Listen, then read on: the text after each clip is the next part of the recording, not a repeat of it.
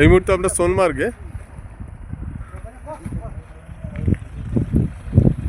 এই সেই বিখ্যাত সোনমার্গ, এবং এই যে দেখছেন হোটেল গ্লেসিয়ার হাইটস দেখতে পাচ্ছেন পেছনে, এই যে অ্যাশ কালারের বিল্ডিং, এটি হোটেল গ্লেসিয়ার হাইটস।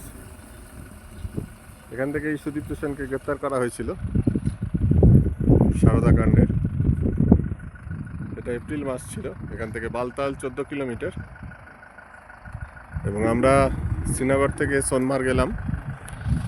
বিশ্বাস করবেন না, সময় লাগলো 2 ঘন্টা 10 মিনিট। হ্যাঁ, ঠিক শুনলেন, আবার বলছি, আমরা যদি এবারে ছোট গাড়ি আমাদের, কিন্তু নতুন টানেল দিয়ে এলাম। আর আমাদের সেই চিরপরিচিত ডোগরাজির পিওর ভেজিটেরিয়ান ভোজনালয়ে আমরা দাঁড়িয়েছি। বারবার আমরা এখানেই দাঁড়াই। এই যে ডোগরাজির ছবি, এই মুহূর্তে ডোগরাজি জম্মুতে আছেন। আমরা এখানে চা খেতে দাঁড়িয়েছি। 12:40, 10:30টায় রওনা দিয়েছি, 12:42 এখন। অবিশ্বাস্য দ্রুত গতিতে এবং নতুন টানেলের দৌলতে সোনমার্গের দূরত্ব প্রায় 13-14 কিলোমিটার কমে গেছে এই টানেলের জন্যে, এবং অত্যন্ত দ্রুত আমরা পৌঁছে গেছি সোনমার্গ। এখন যদিও রাস্তায় একদমই ভিড় নেই, উল্টো দিকে এই জেকেটিডিসির যাত্রী নিবাস, জম্মু কাশ্মীর গভর্নমেন্টের। আমরা এখানে বহুবার থেকেছি। আমার সঙ্গে যারা আগে ঘুরে গেছেন পেহেলগাঁও তারা জানেন, একবার এই ডোগরাজির হোটেলে আমরা 3 দিন আটকে ছিলাম অমরনাথ যাত্রার সময়। সেই সময় যারা আমার সঙ্গে ছিলেন তারা আজকের এই ছবি দেখলে হয়তো তাদের সেই কথা মনে পড়ছে।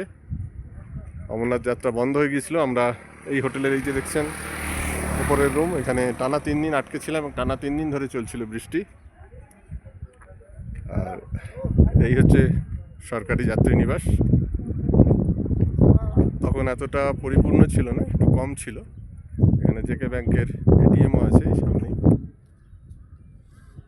আর পেছনেই সেই বিখ্যাত বহু আলোচিত হোটেল গ্লেসিয়ার হাইটস।